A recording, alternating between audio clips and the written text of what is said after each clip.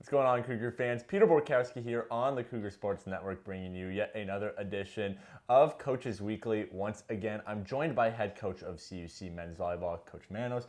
Welcome back to the show. I'm excited to talk to you today. Always happy to be here. Well, Coach, you and your team are back on track after this past Saturday, a 3-0 sweep of Rockford on their home court. And this is coming after 2 straight losses beforehand, so I'm sure it's got to feel pretty good for you and your team to get back on track, dominate the way you did against a conference opponent, and again, just kind of get back to those winning ways we were used to. It was nice to go on the road and take care of business in full. Rockford played a really competitive first set. Our guys made some quick adjustments up their game and really just took care of things on our end. So just their energy, their execution level, really positive to see them just be that overloading factor, especially on the road. And as much as we've talked about the defense this year, which we've done a lot, this offense has been an effective unit as well. They're top 5 in the conference in hitting percentage, kills per set, points per sets, and assists per set. And I think efficient is just the way to word it. There's nothing extraordinarily fancy going on, but it's solid. The fundamentals are there. Of course, you have one of the best attacking duo in the conference with Volleyball and Hollebeck. But again, as much as attention as the defense is getting, this offense has been right there all season as well. Yeah, we've been hammering serve-receive from day one, and it's made a huge progression just throughout the season. And that's a big part of it, is when we're in system and you have to respect, both sides of the net, especially 3+ hitters. We're going to force teams to pick one guy over the other. And when they do that, offensively, we have to just attack their weaknesses, highlight our strengths, and it's really tough to defend a team that's in system more times than not. And thankfully for these guys here, our serve-receive has been the catalyst for our success here lately as far as our offense, our scoring, and our ability to side out at a higher rate. And a key part of that offense, who might not be getting as much attention as your Vozeniliks and your Hollebecks, is freshman Andre Moeller, who's quietly having a very good season up front. 3rd on the teams in kills per set behind those 2 I previously mentioned. He's also 2nd in total blocks behind Colby Campbell. So not only is he playing well, he's doing this all as a freshman, which we kind of talked about with Eli Mosher earlier in the season. So just knowing that not only is Mosher already producing, that he's going to be doing that for the next 3 or so years, however long his tenure is at CUC. And as coach, that's going to be exciting to have that kind of player you're going to be able to work with for the foreseeable future. Yeah, Andre is a student of the game. So just seeing his volleyball IQ coming in, he already came in with a pretty high knowledge base as far as just his movement, his skill development and whatnot. There was that learning curve early of just new people around him, new players. The collegiate game. Right, but he's caught on very quickly. He's adapted, and it's really encouraging to see him just score in bunches now.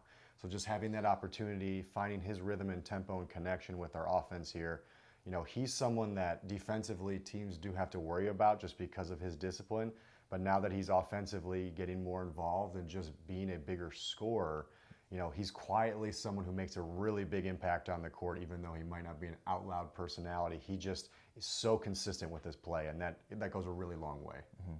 And you guys are back on the road tomorrow, Friday night, at Wisconsin Lutheran. And this wraps up a mini road trip of 3 games. So how does the team wrap this up effectively? Again, we kind of talked about last time how you had all these home games, all these home matches in a row.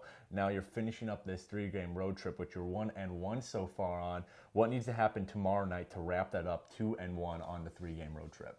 Yeah, so just having 1 game in a week compared to 10 in that 2 weeks span, rest is best. So that's what they say. And from a load management perspective, we've had to cap that. And I know that's not always the most fun thing to do, but we're going to hit home on those fundamentals. We got a little bit sharper this week, and we're going to just make sure we can execute on that. They've been really good at home. The last 2 matches versus MSOE in Lakeland, they've gone to 5, and that's a team where, in their house, we got to make sure that we are executing rather than just playing harder. We have to really bring that edge or that IQ onto the court to make sure we can stay efficient like we have in the last couple matches. Right. And before we talk next week, you guys will also welcome Benedictine to Geisman Gymnasium. And this is, again, not that any conference match is particularly more important than the other, but I think this is one a lot of people have circled on their calendar. This is a team CUC has historically struggled against, 0-4. This is a team who's always towards the top of the conference. Again, this year they're having a great season. And also they have a former CUC head coach at the helm of their program. So it kind of feels almost like that Dominican game from earlier in the season where again, even though it's just another conference game, there seem to be some particular feelings toward this one in particular. Is that something that you've picked up from your players that you're cognizant of? Well, first off, the biggest thing for us this week is we have to focus on tomorrow's game. Right. I don't want to jump ahead too No, far. of course. But as far as that matchup, we have a theme with Jersey night here. I know a lot of the guys are inviting a big group of their friends or just fan base here, so I think it's going to be a really big turnout, and we're really excited for that. But for us, it's just believing that we can do things that have never been done here. Right. You know, statistically, from just a record base, they're doing it actively, and it's just that will to win and that belief that we can really do this. So even though they're at the top of the conference right now, I think that only adds fuel to our fire, and we're ready to knock them off the top of the mountain if we can. All right. Well, before that Benedictine game, Cougars back in action tomorrow night at Wisconsin Lutheran. That's a 7 p.m. first serve time. Coverage can be found at our website, as always, cucougars.com, as well as everything related to CUC men's volleyball. Coach Manos, thanks again for joining me today, and good luck tomorrow night, as well as this upcoming Wednesday when Benedictine comes here to River Forest. But until next time, that'll do it for this edition of Coaches Weekly. This is Peter Borkowski signing off and wanting to say, as always, go Cougars.